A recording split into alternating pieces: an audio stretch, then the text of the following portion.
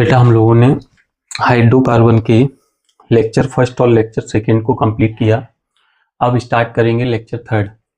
Lecture first में हम लोगों ने हाइड्रोकार्बन को प्रिपेयर किया था अनसैचुरेटेड हाइड्रोकार्बन एल्कीन और एल्काइन से, और सेकंड लेक्चर में हमने आपको वुड्स रिएक्शन यानी एल्किल हैलाइड से एल्केन को प्रिपेयर करने के 4 मेथड बताए थे। वुड्स रिएक्शन, फ्रैंकलिन रिएक्शन, कोरे हाउस सिंथेसिस और रिडक्शन।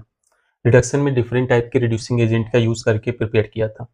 इसके बाद अब हम लोग इसका थर्ड मेथड ऑफ प्रिपरेशन पढ़ने वाले हैं, Colway electrolysis. Third, Colway electrolysis. Colway electrolysis से भी हम लोग एल्केन को प्रिपेयर कर लेते हैं। एल्केन ही नहीं बल्कि एल्कीन और एल्काइन को भी इस मेथड से प्रिपेयर कर लेते हैं, आगे हम लोग पढ़ेंगे। कोलवे इलेक्ट्रोलिसिस में हम लोग salt of carboxylic acid use करते हैं। सॉल्ट ऑफ कार्बोक्सिलिक एसिड, और कार्बोक्सिलिक एसिड की सॉल्ट की कराते हैं इलेक्ट्रोलिसिस। इलेक्ट्रोलिसिस कराने से हम लोगों को मिलता है एल्केन CO2 और H2। ये salt of carboxylic acid electrolysis कराएंगे, इलेक्ट्रोलिसिस से एल्केन मिलेगा CO2 और H2, NaOH भी रिलीज होता है। समझते हैं कैसे, एक एग्जांपल से। CH3COONA, ये एक सॉल्ट लिया, sodium salt of carboxylic acid, इसकी इलेक्ट्रोलिसिस कराएंगे। जब इसकी इलेक्ट्रोलिसिस होगी,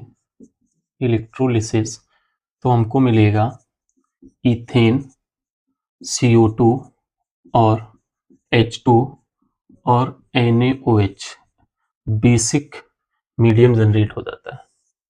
ये इस तरह से रिएक्शन होती है। किस तरह से होता है, इसकी मैकेनिज्म देखते हैं। देखो भाई, मैकेनिज्म में क्या होता है। मैकेनिज्म, सबसे पहले तो जो sodium salt of carboxylic acid होता है, ये ब्रेक हो जाता है CH3 C double bond O minus plus Na plus, ये इसमें ब्रेक हो जाता है। इस तरह से लिखेंगे,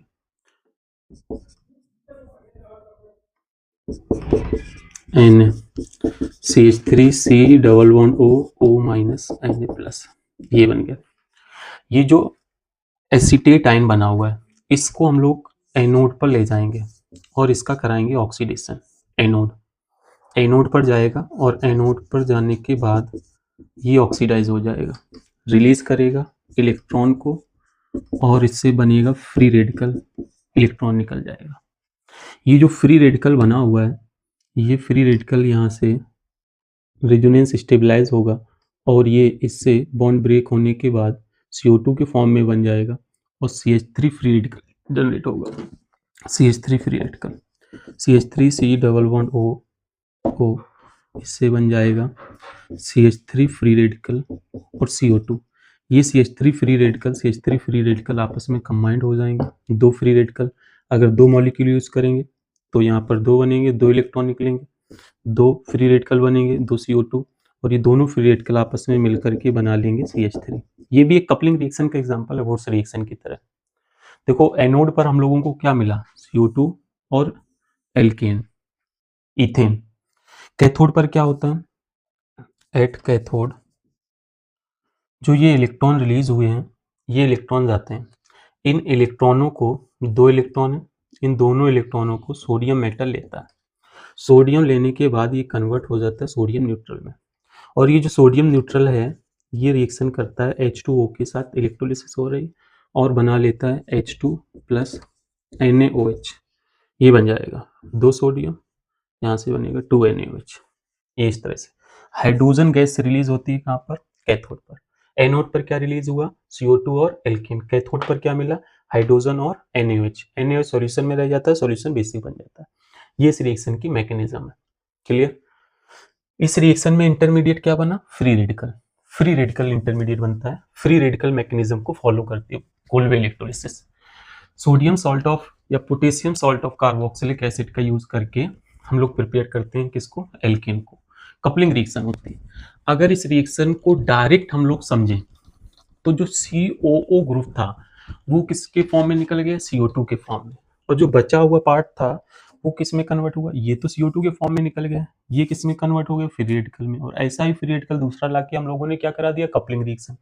तो डायरेक्ट भी इसको हम लोग समझ सकते हैं, बहुत इजी है डायरेक्ट। देखो कोई भी एसिड हो, sodium salt of carboxylic acid लिया, यहाँ इसको हटाएंगे और इसको हटाने के बाद बनाएंगे फ्री रेडिकल, और जो फ्री रेडिकल बना हुआ है वैसा ही एक फ्री रेडिकल और ला करके इसके साथ में ऐड करा देंगे, तो क्या बन जाएगा, alkane RR 2 molecule CO2 plus H2 plus NaOH।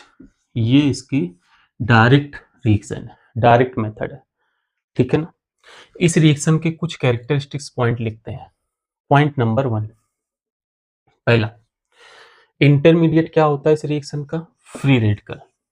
Intermediate होता है फ्री रेडिकल, पहला पॉइंट। दूसरा पॉइंट, सेकंड, इस रिएक्शन को कपलिंग रिएक्शन भी कह सकते हैं। कपलिंग रिएक्शन होती है, कपलिंग रिएक्शन होती है। क्या इससे मीथेन को प्रिपेयर कर सकते हैं, नहीं, कपलिंग रिएक्शन से मीथेन को नहीं बना पाएंगे। CH4 can not prepared, CH4 को इस रिएक्शन से प्रिपेयर नहीं करा पाएंगे, ठीक है ना। नेक्स्ट, एनोड पर क्या रिलीज हो रहा है, एनोड पर, एट एनोड, एनोड पर हमको मिल रहा है एल्केन और CO2, ठीक है ना। कैथोड पर क्या मिलेगा, एट कैथोड, कैथोड पर हम लोगों को मिलेगा हाइड्रोजन। और सॉल्यूशन का नेचर कैसा हो जाएगा, एसिडिक या बेसिक, बेसिक नेचर। सॉल्यूशन का जो मीडियम हो जाएगा वो बेसिक मीडियम हो जाएगा, solution basic nature, basic medium हो जाएगा, ठीक है ना। सबसे छोटा जो एल्केन इससे बनाएंगे वो क्या बनेगा, इथेन। इथेन से छोटा नहीं बन सकता, ठीक। ये इस रिएक्शन के कुछ कैरेक्टरिस्टिक्स पॉइंट हो गए, क्लियर। अब देखो कुछ इसके क्वेश्चंस कर लेते हैं, प्रैक्टिस करते हैं। क्वेश्चन नंबर 1, सबसे पहला मेथड, एक ये एग्जांपल लिया हुआ है इस तरह से, COONA, इसके कोलवे इलेक्ट्रोलिसिस रिएक्शन कराई, प्रोडक्ट क्या बनेगा भाई, इसको हटाएंगे, फ्री रेडिकल बनाएंगे, ऐसा ही दूसरा मॉलिक्यूल लाएंगे और दोनों को आपस में मिला देंगे, दो फ्री रेडिकल को मिलाना है, बस फाइनल प्रोडक्ट बताना है। एल्केन हम लोगों को निकालना है, बाकी भी बनेंगे हाइड्रोजन CO2 और NaOH, लेकिन हमको क्या दिखाना है, एल्केन, ठीक है ना। एल्केन को बनाएंगे, और देखो ये इस तरह से COON, इधर COON, इसमें क्या करेंगे, यहां से हटाएंगे फ्री रेडिकल, यहां से हटाएंगे फ्री रेडिकल, ये इंट्रामोलिकुलर कोलवे इलेक्ट्रोलिसिस हो गई। एक ही मॉलिक्यूल में दो है ना, वुड्स रिएक्शन की तरह जैसे कराते थे, 1 2 3 4, कितने कार्बन हो गए, 1 2 3 4, 4 कार्बन हो, 4 कार्बन को साइक्लिक फॉर्म में बना लेंगे, 4 कार्बन को साइक्लिक फॉर्म में बना लेंगे और इनके बीच में बॉन्ड ये बन जाए, नहीं इसको नहीं, ये इस तरह से, ये इसके साथ में आकर के जुड़ जाएगा, ठीक। और देखो तीसरा एग्जाम्पल, COONA, COONA, इसको हटाया फ्री रेडिकल बनाया, इसको हटाया फ्री रेडिकल बनाया, अब ये दोनों आपस में क्या होंगे, जुड़ जाएंगे, तो क्या बन जाएगा, ये। कुछ याद आ रहा, ऐसा ही तो हम लोगों ने वुड्स रिएक्शन में देखा था, जब ये बनता था, ये कैसा कंपाउंड है, एंटी एरोमेटिक, और एंटी एरोमेटिक जो है हाईली अनस्टेबल है, तो ये कंपाउंड ना बनेगा, फिर क्या होगा, एक मॉलिक्यूल ये, ऐसा ही दूसरा मॉलिक्यूल, दोनों आपस में मिलकर के क्या बना लेंगे, ये एंटी एरोमेटिक कंपाउंड अगर बन रहा है तो फिर उसको नहीं बनाएंगे, मेजर प्रोडक्ट ये बना, क्लियर, नोट कर लो। कोलवे इलेक्ट्रोलिसिस, सोडियम या potassium salt of carboxylic acid की रिएक्शन कराते फ्री रेडिकल मैकेनिज्म को फॉलो करता है। एनोड पर एल्केन बनेगा, CO2 रिलीज होगी, कैथोड पर हाइड्रोजन रिलीज होती है, और सॉल्यूशन का जो नेचर हो जाता है वो बेसिक नेचर होता है, सॉल्यूशन का नेचर कैसा हो जाता है, बेसिक नेचर होता है, सॉल्यूशन का नेचर होता है बेसिक। और इसके क्वेश्चन को डिस्कस करते हैं। 4th नंबर, COO के इलेक्ट्रोलिसिस करा देंगे, क्या हो जाएगा, ये हटेगा यहाँ से, ठीक, फ्री रेडिकल बना। ऐसा ही दूसरा फ्री रेडिकल ला करके इसके साथ में ऐड करा देंगे, ये देखो ये बन जाएगा, ठीक है ना। और देखो 5 नंबर, सेम वुड्स रिएक्शन की तरह है, COON, ये है, इसकी कराएंगे यहाँ पर, तो ये निकल जाएगा, इधर बॉन्ड आएगा, फ्री रेडिकल बनेगा, इधर फ्री रेडिकल, दोनों आपस में जुड़ जाएंगे, दोनों का आपस में एडिशन होगा, क्या बनेगा, ये इस तरह से। कोलवे इलेक्ट्रोलिसिस सिमिलर रिएक्शन होती है वुड्स रिएक्शन की तरह, जैसे वुड्स रिएक्शन में कपलिंग रिएक्शन कराते हैं ना, वैसे ही इसमें भी होती है, जैसे वुड्स रिएक्शन में हो रहा है वही इसमें कराना। और देखो ये COO के 1 2 3 4 5, और यहाँ पर एक लगा दिए COO के, एक यहाँ लगा दिए COO के, क्लियर। इसको हटाएंगे फ्री रेडिकल, इसको हटाया फ्री रेडिकल, इसको हटाया फ्री रेडिकल। अब ये 3 फ्री रेडिकल बन गए, एक ही मॉलिक्यूल में 3 ग्रुप लगा दिए थे। अब क्या हो जाएगा इसमें, अब देखो जो टर्मिनल वाले फ्री रेडिकल हैं ये आपस में मिलकर के साइकिल बना लेंगे, 1 2 3 4 5 कार्बन की, ठीक है भाई, ये बन जाएगी इस तरह से एक फ्री रेडिकल, ये बीच वाला बच गया ना। अब ऐसा ही दूसरा फ्री रेडिकल आएगा, दोनों आपस में मिलकर के बना लेंगे, ये इस तरह से बन जाएगा, clear. Kolbe electrolysis, third method alkane को प्रिपेयर करने का। इसके बाद में फिर नेक्स्ट जो 4th मेथड है वो है डीकार्बोक्सिलेशन रिएक्शन। डीकार्बोक्सिलेशन रिएक्शन को हम लोग डिस्कस करेंगे 4th number, from decarboxylation. Decarboxylation में किसको रिमूव करते हैं, रिमूवल ऑफ CO2 को रिमूव करते हैं। और इसमें जो रिएजेंट यूज किया जाता है वो सोडा लाइम का यूज करते हैं, सोडा लाइम रिएजेंट क्या होता है, NaOH प्लस CaO। रिएजेंट जो यहाँ पर यूज किया जाएगा वो क्या होगा, soda lime, NaOH CaO, soda lime. क्या कराया जाता है इसका, डीकार्बोक्सिलेशन। कार्बोक्सिलिक साइड का क्या कराता है, डीकार्बोक्सिलेशन। इस रिएक्शन को एक नेम और दिया जाता है, ओक रिएक्शन। इस रिएक्शन को हम लोग ओक रिएक्शन भी बोलते हैं, ओक रिएक्शन, क्लियर। कोई भी sodium salt of carboxylic acid हो या पोटेशियम साल्ट हो या फिर कार्बोक्सिलिक एसिड हो, अगर इसमें सोडा लाइम को डालेंगे, सोडा लाइम, तो क्या हो जाएगा, CO2 निकल जाएगा और R एल्केन बन जाएगा, एल्केन। देखो जितने कार्बन इसके पास है, नंबर ऑफ कार्बन C=N, तो यहाँ पर जो एल्केन बनेगा C=N-1, एक कार्बन कम का बनेगा। जबकि कोलवे इलेक्ट्रोलिसिस में क्या हो रहा था, जितने कार्बोक्सिलिक एसिड थे उससे एक कार्बन कम करेंगे, बाकी को डबल कर देंगे, कपलिंग रिएक्शन हो जाएगा। यहाँ पे क्या हो रहा है, एक कार्बन कम का बनता है, केवल और केवल एक कार्बन कम का बनेगा, ठीक है ना। इसकी भी मैकेनिज्म देखते हैं, डीकार्बोक्सिलेशन, कोलवे इलेक्ट्रोलिसिस के बाद में 4th मेथड इसका जो है डीकार्बोक्सिलेशन।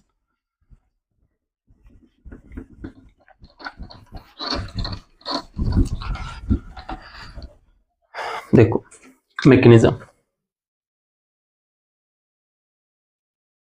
सबसे पहले तो CH3COOH NaOH के साथ में रिएक्शन करेगा, NaOH क्या बना लेगा, CH3COONA, ये बन जाएगा CH3COONA, और H2O भी निकल जाएगा साथ साथ में।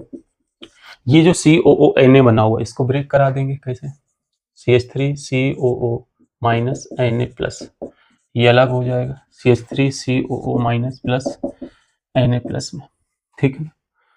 फिर यहाँ से ये जो COO माइनस है, CH3COO माइनस, इसमें हो जाता है क्या, रेजोनेंस स्टेबलाइज। ये यहाँ से इलेक्ट्रॉन को लेकर कन्वर्ट हो जाएगा इधर, इस पर चार्ज कैसा आएगा, कार्बन पर पॉजिटिव, कार्बन पर पॉजिटिव चार्ज आएगा, और ये इसके साथ में क्या बना लेगा, बॉन्ड। निगेटिव वाला किस में कन्वर्ट हो जाएगा, बॉन्ड में, ठीक है ना। तो क्या बनेगा CO2, इस पर चार्ज कैसा आ जाएगा, नेगेटिव, CH3 माइनस प्लस क्या निकल जाएगा CO2। ये बना हुआ है कार्बोनाइन, इसका जो इंटरमीडिएट बनता है वो क्या होता है, कार्बोनाइन। डीकार्बोक्सिलेशन का इंटरमीडिएट क्या बनेगा, कार्बोनाइन। ये जो कार्बोनाइन है CH3 माइनस, ये H प्लस को लेकर के कन्वर्ट हो जाता है CH4, एल्केन को बना लेता है। ये H प्लस कहाँ से आ रहा है, वाटर से आ रहा है, ठीक है ना। इस तरह से हम लोग प्रिपेयर करते हैं। इंपॉर्टेंट पॉइंट अगर इस रिएक्शन के लिए लिखना चाहें तो क्या क्या हो जाएंगे। पॉइंट नंबर 1, पहला इंटरमीडिएट क्या बन रहा है, इंटरमीडिएट बन रहा है कार्बोनाइन, इंटरमीडिएट क्या बन रहा है, कार्बोनाइन, ठीक है ना। रेट ऑफ डिकार्बोक्सिलेशन अगर देखेंगे, rate of reaction for decarboxylation, तो स्टेबिलिटी ऑफ कार्बोनाइन, कार्बोनाइन जितना ज्यादा स्टेबल होगा रिएक्शन का रेट भी क्या होगा, उतना ही ज्यादा होगा। कई सारे कार्बोक्सिलिक एसिड अगर हैं उनमें से रेट ऑफ रिएक्शन पूछा जा रहा है डिकार्बोक्सिलेशन का, किसका ज्यादा है किसका कम है, तो क्या करेंगे, कार्बोनाइन बनाएंगे और उस कार्बोनाइन की हम लोग स्टेबिलिटी को चेक करेंगे। जैसे देखो रेट बताना है, रेट ऑफ डिकार्बोक्सिलेशन, जैसे पहला COOH, फिर COOH, COOH, ये इसको नंबर 1 दिया, सेकंड ये वाला थर्ड। अब इनमें रेट को कंपेयर करना है, तो इसको हटाएंगे नेगेटिव, इसको हटाएंगे नेगेटिव, इसको हटाएंगे नेगेटिव, क्यों, कार्बोनाइन बनाना है। अब कार्बोनाइन की अगर स्टेबिलिटी देखेंगे तो प्लस आई के साथ क्या होती है, इनवर्सली जितने ज्यादा प्लस आई वाले होंगे स्टेबिलिटी उतनी कम होगी। तो सबसे ज्यादा स्टेबल कार्बोनाइन कौन सा, फर्स्ट वाला, फिर सेकंड, फिर थर्ड, ये वाला ऑर्डर बन जाएगा। किसी भी कार्बोक्सिलिक एसिड के लिए अगर हम लोगों को रेट निकालना हो तो फिर इस तरह से निकालेंगे, जितने कार्बन हैं उससे एक कार्बन कम का बनाना है, क्वेश्चन नंबर 1। क्वेश्चन नंबर 2, जैसे देखो ये है COOH, इसका कराना है NaOH CaO के साथ में रिएक्शन, तो क्या हो जाएगा, ये हट जाएगा, यहाँ से CO2 निकल जाएगा, क्या बनेगा, बेंजीन, H आ जाएगा, बेंजीन बनेगा दूसरा क्वेश्चन। नेक्स्ट थर्ड नंबर, तीसरा नंबर देखो, CH2 COOH, सोडा लाइम डालेंगे, क्या बनेगा, टोल्यूइन, CH3। एक कार्बन कम का एल्केन बनाना है, क्या करना है, एक कार्बन कम का एल्केन बनाना है, ठीक है ना। मान लो कि ऐसा है, ये हो गया थर्ड। फोर्थ नंबर HCOONA, इसका सोडा लाइम के साथ रिएक्शन कराना है, NaOH CaO। तो ये वाला पार्ट तो CO2 के फॉर्म में निकल जाता है ना, बचा क्या, H, और ऐसे ही H एक और होगा, ये H माइनस फिर H प्लस, तो क्या बन जाएगा, H2 प्लस CO2, ठीक है ना, H2 plus CO2, clear.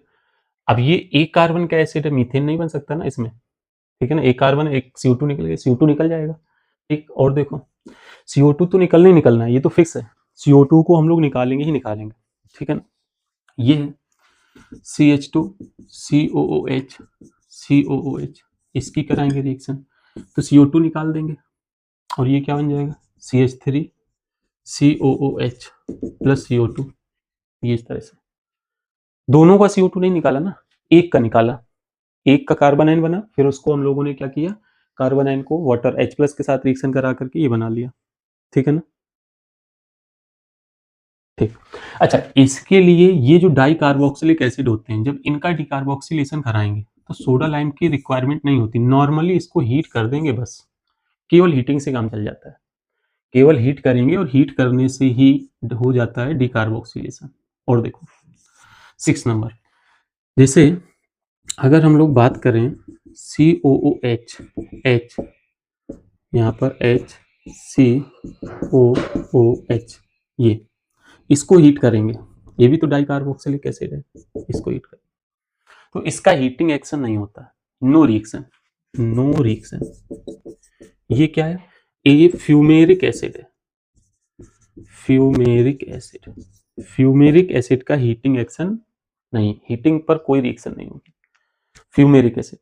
Transform को फ्यूमेरिक बोलते हैं, सिस वाला होता तो फिर उसको मैलिक एसिड हीट हो जाता है, मैलिक का हीट हो जाता है। देखो इसको रब कर रहे हैं आप, नोट कर लो पहले।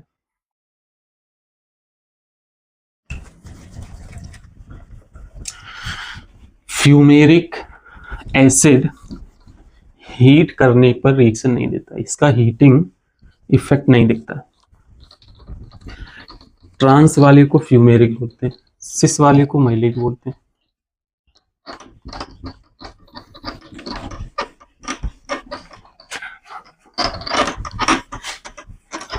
देखिए ये जो है 7 नंबर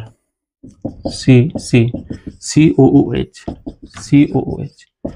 इसमें से जब हम लोग हीट करेंगे डाई कार्बोक्सिलिक एसिड, ये है मैलिक एसिड। जब मैलिक एसिड को हीट करेंगे, मैलिक एसिड तो यहां से H2O निकल जाता है, ये इस तरह से CO2 नहीं निकल रहा है, यहाँ पर H2O निकल जाता है, H2O, और ये बनता है मैलिक एनहाइड्राइड, HC≡OO।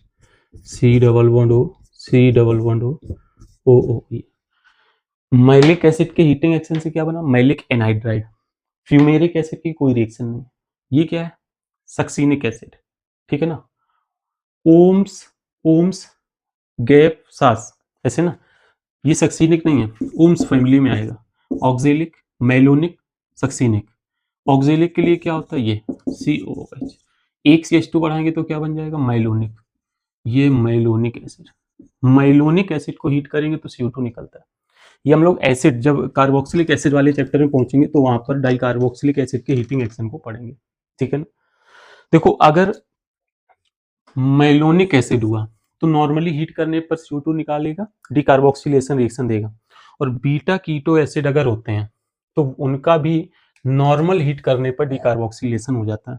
8 नंबर देखो, beta keto C≡O CH2 COOH, alpha beta, ये है बीटा कीटो एसिड। बीटा वाली पोजीशन पर कीटोन ग्रुप है, इसको भी नॉर्मली हीट करेंगे CO2 बाहर हो जाएगा। CO2 निकलने के बाद C≡O CH3 ये बन जाएगा। नॉर्मली हीट कर देंगे, कुछ नहीं करना है, नॉर्मल हीट करना है, कोई सोडा लाइम वगैरह कुछ नहीं यूज करेंगे। क्लियर, डिकार्बोक्सिलेशन रिएक्शन कंप्लीट हुई। अब नेक्स्ट इसके मेथड ऑफ प्रिपरेशन पर आते हैं। टोटल हमने क्या कहा था, कितने मेथड पढ़ने, 7। अभी तक टोटल कितने हो गए हैं, 4 मेथड। पहला था अनसैचुरेटेड हाइड्रोकार्बन के हाइड्रोजनेशन कराने से, सेकंड था एल्किल हैलाइड से, थर्ड हम लोगों ने पढ़ा कोल्बे इलेक्ट्रोलिसिस, फोर्थ वाला जो था डिकार्बोक्सिलेशन, फिफ्थ नंबर में ऑक्सीजन कंटेनिंग फंक्शनल ग्रुप वाले कंपाउंड से उनका रिडक्शन कराते हैं। Fifth number from oxygen containing functional group compound, oxygen containing functional group वाले कंपाउंड, इनके लिए हम लोग लेते हैं रेड फॉस्फोरस और HI। रेड फॉस्फोरस HI के द्वारा क्या कराया जाता है, इनका रिडक्शन, और रिडक्शन कराने से हम लोगों को क्या मिलेगा, एल्केन। जितने कार्बन होंगे कंटिन्यूअस चेन में उतने कार्बन का ही एल्केन मिलेगा। जैसे देखो एग्जांपल यहां पर ले रहा हूं, पहला एल्कोहल ROH, इसमें डाला रेड फॉस्फोरस HI तो क्या बनेगा, RH। दूसरा जितने कंटिन्यूअस कार्बन में, अच्छा पूरी कंप्लीट रिएक्शन लिख रहे हैं, H2O भी बनेगा और आयोडीन भी बनता है साथ, रेड फॉस्फोरस HI के साथ रिएक्शन। जितने कार्बन होंगे कंटिन्यूअस चेन में, CH3 CHO, इसमें डाला तो क्या बनेगा, CH3 CH3। अगला तीसरा, इससे क्या बन जाएगा, एल्केन। फोर्थ COOH, इससे क्या बनेगा, जितने कार्बन उतने कार्बन का एल्केन बनेगा, ठीक है ना। जितने कार्बन उतने कार्बन का एल्केन। मान लो ये है ऐसा, 2 कार्बन का एल्केन इधर, एक का इधर, CH3 प्लस CH4, ये ईथर है ना, तो दोनों अलग अलग बनाएंगे। और देखो एनहाइड्राइड अगर कोई यूज किया गया,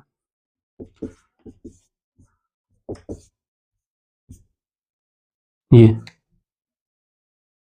ऐसा, तो 2 कार्बन का इधर बनेगा, 3 का इधर बनेगा, 1 2 का बन जाएगा, 1 3 का बनेगा, ये सा alkane. Continuous carbon, red phosphorus HI, red phosphorus HI और LiAlH4। LiAlH4 oxygen containing functional group को, कोई भी ऑक्सीजन कंटेनिंग फंक्शनल ग्रुप को उसको एल्कोहल में कन्वर्ट करता है, और red phosphorus HI oxygen containing functional group वाले कंपाउंड को एल्केन में कन्वर्ट करता है। ठीक है ना। एल्केन को हम लोग इस तरह से प्रिपेयर कर लेते हैं, एल्केन का 5th मेथड ऑफ प्रिपरेशन। इसके बाद में एल्केन का 6 नंबर पढ़ते हैं। टोटल 7 मेथड पढ़ने थे एल्केन के। Method of preparation of alkane, alkane के मेथड ऑफ प्रिपरेशन को डिस्कस करते हैं। देखो 6 number, from carbonyl compound, from carbonyl compound, carbonyl compound से भी बना लेते हैं।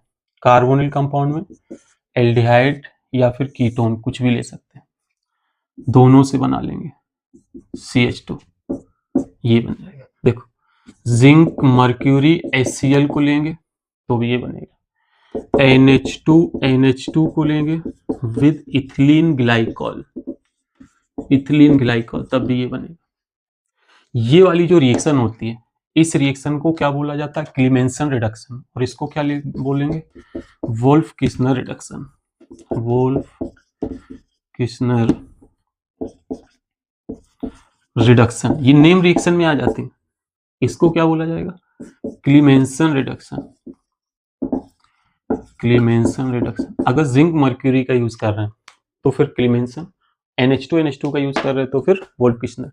दोनों के रिएक्टेंट प्रोडक्ट सेम होते हैं, बस रिएजेंट बदल जाते हैं, रिएजेंट अलग अलग हो जाते हैं।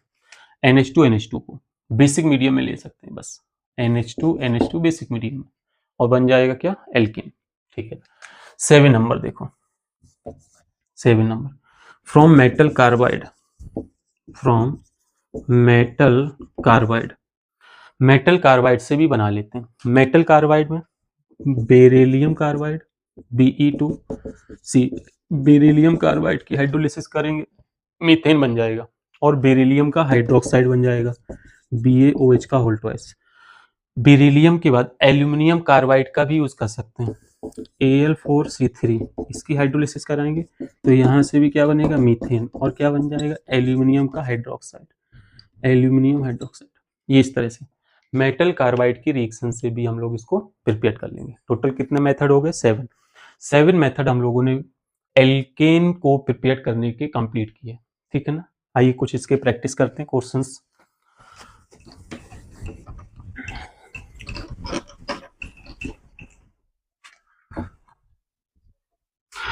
एल्केन का मेथड ऑफ प्रिपरेशन कंप्लीट हुआ।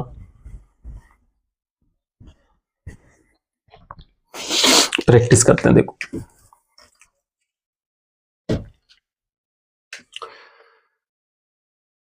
Question number 1,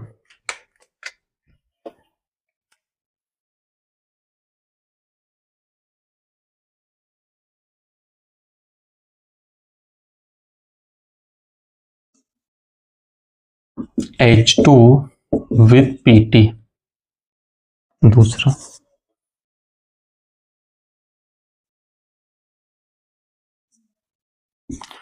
H2 with Ni, तीसरा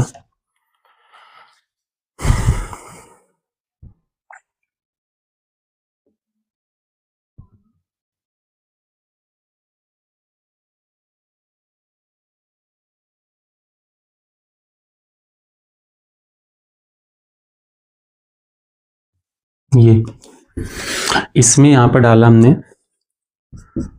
Ni और Ni के साथ में H2।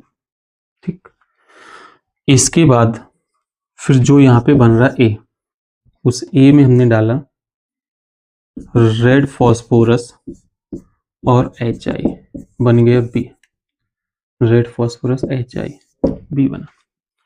अब इसमें हमने यहाँ पर डाला PDC H2 के साथ, बन गया C जो बना इसमें डाल दिया रेड फॉस्फोरस HI, बन गया D। ट्राई करो। देखो ध्यान से, ये एल्कीन कैसी है, ट्रांस। ट्रांस एल्कीन में एडिशन कैसा हो रहा है, सिन। ट्रांस में सिन एडिशन तो क्या बनता है, मीजो। सिस में एंटी एडिशन तो क्या बनता है, रेसमिक। अगर सिस में एंटी से रेसमिक बन रहा है तो सिस में सिन एडिशन से क्या बनेगा, मीजो। देखो ऐसे याद रखें, केवल कार से याद रखना। सिस में एंटी से रेसमिक, तो सिस में सिन से मीजो। सिस में सिन से मीजो, तो ट्रांस में सिन से क्या बनेगा, रेसमिक। ठीक है ना, रेसमिक बनेगा। तो यहां से क्या बनाएंगे, रेसमिक मिक्सचर, इनेंशियोमर बनेगा। ट्रांस का कराना है, देखो ये H इधर CH3 लगा हुआ है, यहां पर आ जाएगा H, H इधर लगा हुआ CH3 H H, ये सब एक ही बना। ठीक है ना, और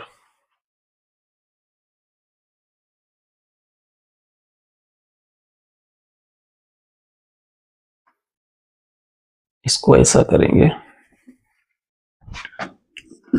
CH3H आउटसाइड, आउटसाइड वाला ये, ठीक है ना, सिन एडिशन कराना है ना। दूसरा इसको ऐसे कर देंगे, CH3H एक आउटसाइड से अटैक करा दिया, एक इनसाइड से, H डैश डैश डैश, यहाँ पे आ जाएगा H dash dash dash dash H, ये हो जाएगा। ये दोनों क्या बन गए, एनेंशियोमर पेयर, रेसमिक मिक्सचर। ठीक है ना, ये दोनों एक दूसरे के क्या है, mirror image, enantiomer, enantiomer, enantiomer. ठीक, यहाँ पर देखो सिस वाला है, सिस वाले में सिन एडिशन कराएंगे तो क्या बनेगा, मीजो, मीजो बनेगा। यहाँ पर दोनों का एडिशन करा देंगे, ये CH3 CH3, इधर पर आ जाएगा H, इधर पर आ जाएगा H, ये। ठीक है ना, अब इसको हम लोग ऐसे कट कर सकते हैं, दो इक्वल पार्ट में कट जाएगा, ऐसे बीच से काटेंगे ना, ऐसे पलट देंगे। ठीक, तो ये क्या बनेगा, मीजो। क्या इसको काट पाएंगे, देखो इस वाले को, एनेंशियोमर बन रहा, नहीं ये नहीं कटेगा। इसमें भी सिन एडिशन हुआ है, लेकिन ये जो सिन एडिशन है, CH3 ऊपर की तरफ था ना इसका, हमने ऐसे बना दिया, CH3 ऊपर था, सिन एडिशन आउटसाइड बाहर से, इसका CH3 नीचे था, इसके ऊपर बाहर से आकर के ऐड हुए ना ये हाइड्रोजन। ठीक है ना, जैसे देखो ये है, इसमें बाहर से इसे लगा दिया, पीछे से लगा दिया। ठीक है ना, देखो ये मीजो बन जाएगा। इधर देखो इसमें निकेल H2 इसको कराएगा, इसको भी करा देगा, तो इससे क्या बन जाएगा, एल्कोहल। एल्कीन को एल्केन में कन्वर्ट कराएगा, यहाँ पर एल्कोहल, एल्कोहल बना, रेड फॉस्फोरस HI क्या करेगा, इसको एल्केन में कन्वर्ट करा देगा। ठीक, और देखो PD विद चारकोल, अच्छा डीएक्टिवेटेड है, मतलब पार्शियल रिडक्शन होगा, तो केवल एल्कीन का हो पाएगा, एल्कीन का केवल करा दिया। ठीक, इसका नहीं हुआ। फिर रेड फॉस्फोरस HI इस ऑक्सीजन कंटेनिंग फंक्शनल ग्रुप को भी किस में कन्वर्ट कर देगा, एल्केन में। ये इस तरह से एल्केन के मेथड ऑफ प्रिपरेशन को हम लोगों ने कंप्लीट किया। अभी थोड़ा क्वेश्चंस ज़्यादा नहीं बन पा रहे हैं क्योंकि बहुत ज़्यादा रिएक्शन नहीं हुई है, केवल हाइड्रोकार्बन के मेथड ऑफ प्रिपरेशन को ही पढ़ा हुआ है। जैसे ही एक चैप्टर कंप्लीट हो जाएगा फिर ठीक ठाक क्वेश्चन बनने लगेंगे। देखो अब हम लोग बात करते हैं फिजिकल प्रॉपर्टीज की।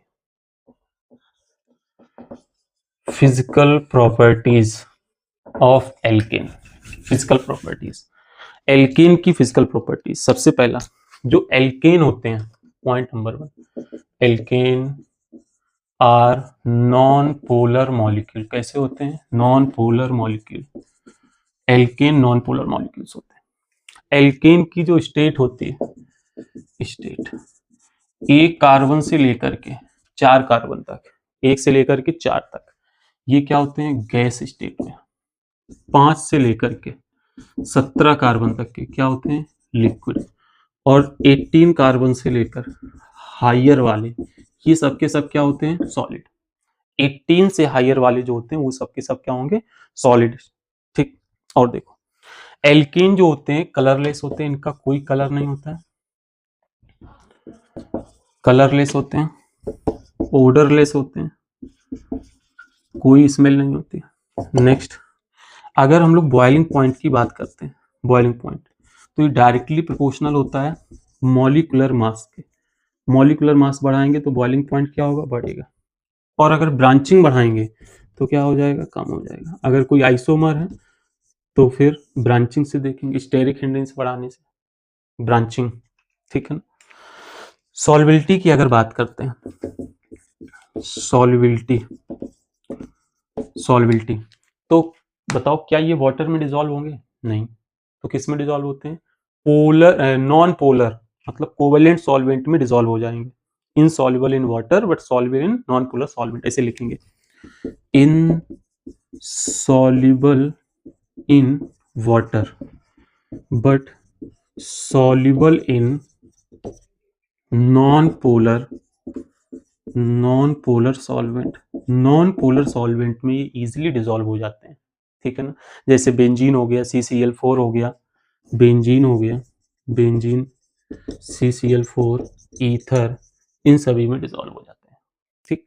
अगर मेल्टिंग पॉइंट की बात करेंगे तो मेल्टिंग पॉइंट में कोई रेगुलर इनमें चेंज नहीं आता है। मेल्टिंग पॉइंट में कोई रेगुलर चेंज नहीं होता है।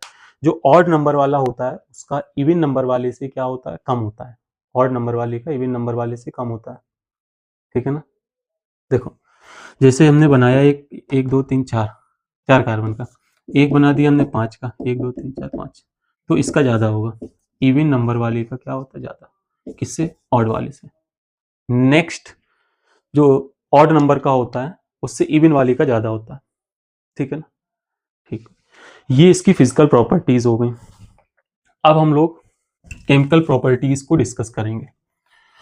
Chemical properties of alkane, alkane की केमिकल प्रॉपर्टी। अगले लेक्चर में हम लोग केमिकल प्रॉपर्टी पढ़ेंगे इसकी, जो हमने आपको बताई थी सोफिया। सोफिया में ए सब्स्टिट्यूशन, ओ ऑक्सीडेशन, एफ फ्रेगमेंटेशन, आइसोमराइजेशन और एरोमेटाइजेशन। एक लेक्चर की है, नहीं दो, टाइम लगेगा, 2 लेक्चर में ये कंप्लीट होंगे पूरा, फिर एल्कीन में आएंगे, ठीक है। Okay, thank you.